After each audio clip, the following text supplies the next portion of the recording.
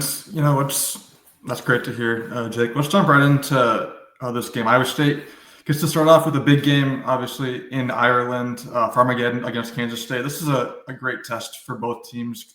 A couple of teams with top 25 already aspirations this season. So just from a general point of view, what's the Cyclones' perspective going into this game, and how important do they view this game? Obviously, it's very important, but to kick off their season, how are they looking at this? I mean, when you put it in terms of the average week 0 game, let alone the average week 1 game or week 3 game, it's the biggest in school history, and I don't even know how you argue that. When it comes to the betting odds for the Big 12, K-State is among the favorites, if not the favorite. Really, no matter what happens in this game, I see both teams in the mix in one way or the other come November. So you've got the tiebreakers that will be determined before 99% of the country has even played a game. And that in itself makes it massive. Then you factor in that it's a rivalry game. It's Iowa State's biggest conference rival, Kansas State. There's bragging rights. There's not a lot of friends of Iowa State and K-State fans when it comes to social media or real life. So you factor in that, and then you add, it's the first college football game of the season. Everybody around the country will be watching it because, don't get me started on NFL preseason stuff, it's the first real football game of the year, and everybody, no matter what your conference or team affiliation is, will be locked in. So it's an opportunity to spotlight both programs. And when you throw all of that together, it is an enormous game, because you don't want to start 0-1, because if you start 0-1, you're pretty much 2 games back already of the conference race when you factor in the tiebreakers. It just doesn't get much bigger than this for a week 0 college football game. What do you sense from just the buildup from the two fan bases for this game? Because we know, right, the Iowa State Cyhawk game, we all get here from the Iowa and Iowa State perspective what that means to both fan bases, what it means for the state. Iowa State and Kansas State have forged this nice little rivalry, and I think you're right in what you're saying. This being where it is on the schedule with all the eyeballs that are going to be on it, is this going to add something that even the Iowa State-Kansas State series hasn't seen yet? Absolutely. I think what I mentioned with it being a standalone game, there's a couple other week 0 games, but there's nothing like this. It's the first week 0 top 25 matchup since 2002. So that it just doesn't happen every year. You'll get your Nebraska and your Northwestern in Ireland, and Navy played Notre Dame one year, but you just don't get games like this. And I think it does add something. The last 2 years, this game has been the last game of the season. And we all know, no matter where the season goes, the last game of the season is significant for bowl game rights. Iowa State and K-State have had a few years where it came down to those two teams when the conferences were selecting bowl games. So every single year it feels like Iowa State and K-State are neck and neck, and I don't think this year's any exception. Iowa State did get to the Big 12 championship game last year, had their first ever 10-win season, and the sense that I've gotten from everybody in the program is that they weren't just satisfied with that, because they got embarrassed in the Big 12 championship on national TV, and Iowa State wants to get back. K-State, in my eyes, was disappointing last year. I think they should have been in Dallas with the roster that they had, and they weren't there. So these are two programs neck and neck that both have the same end goal, and everybody's end goal, of course, is winning a conference championship, but these are two teams that have realistic shots at doing it, and the loser of this will have a really, really hard time in an uphill battle to get back. Yeah, and we've talked a lot on this show, Jake, about the quarterback position at Iowa, the question marks that have come into that with Mark Gronowski transferring, and we know Iowa's quarterback room has been anything but stable for the last 5 years or so. But Iowa State's quarterback room is quite the opposite, with Rocco Beck returning for his junior year. He's really a known commodity. But what jumps do you expect Rocco to take this season? And do you think he's someone I haven't necessarily been checking too many of the the preseason, NFL draft type. Is he someone that could be jumping up into that NFL draft in 2026 conversation? Or what are expectations for Rocco heading into his third year? Yeah, I think Rocco has the tools, the talent to be an NFL draft pick. He's obviously got a lot of room to grow. He's had 2 really good years under center. His first year, there was a lot of production, but there was part of maybe a missing the big throw thing that he dealt with. Whereas last year, he made so many big throws. He led 4 game-winning drives of their 11 wins. That is pretty unheard of for a quarterback, but he did deal with a lot of inconsistencies last year. Threw 4 pick sixes, had a couple games where the first half it just really, really struggled and made the team have to climb out of a hole.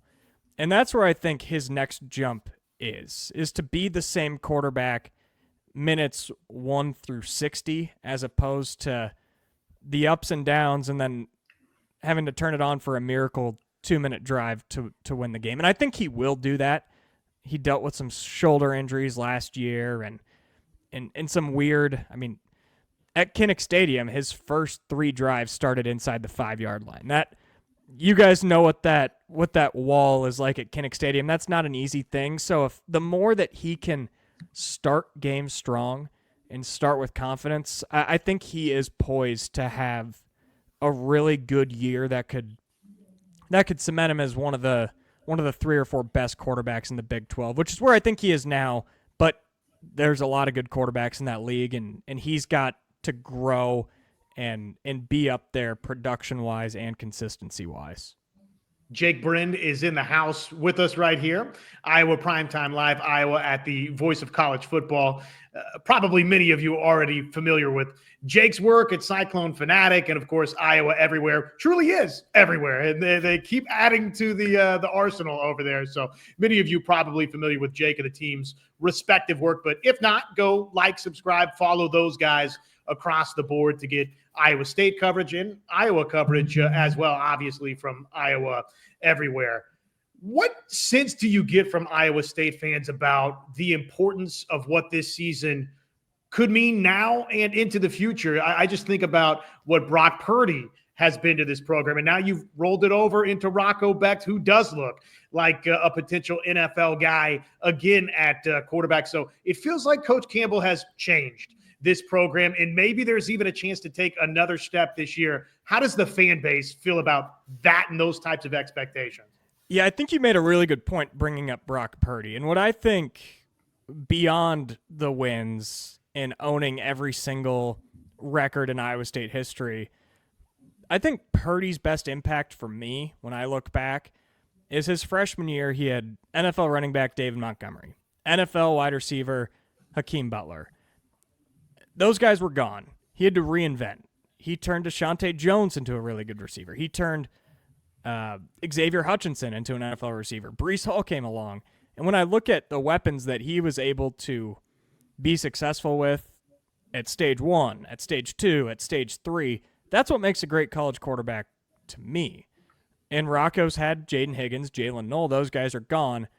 Who are those next guys? And I think that's where a quarterback can really separate himself. And for Iowa State fans, I think the sense since Oklahoma and Texas left the Big 12 was that finally, for the first time in program history, they're on an equal playing field. Texas Tech spent a lot of money, but they're not a blue blood. There isn't really a blue blood in this conference that has separated themselves from the others. And I think last year and the first year without OU and Texas was a really good start. Of course, winning 11 games, getting to a Big 12 championship. But I think the sense around Ames and for Iowa State fans is, why not? Why can't Iowa State become one of those 4 or 5 top programs in the conference? And I think that's what's at stake, is to show that it wasn't a one-trick pony. It wasn't a one-hit wonder in 2024. They want to go out, win 9, 10, 11 games again and show we're here to stay and we can compete at the top of the Big 12. And that's what I think Matt Campbell's focused on. That should be the goal of the program, the goal of the fan base.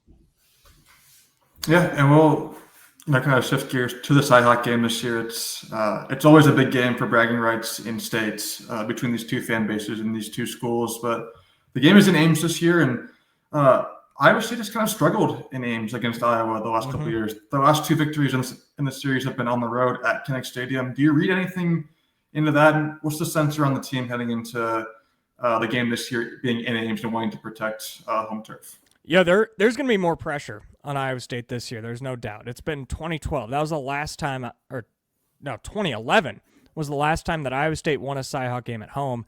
There hasn't been a home team to win in this series since 2018, believe it or not. It's been a long time coming.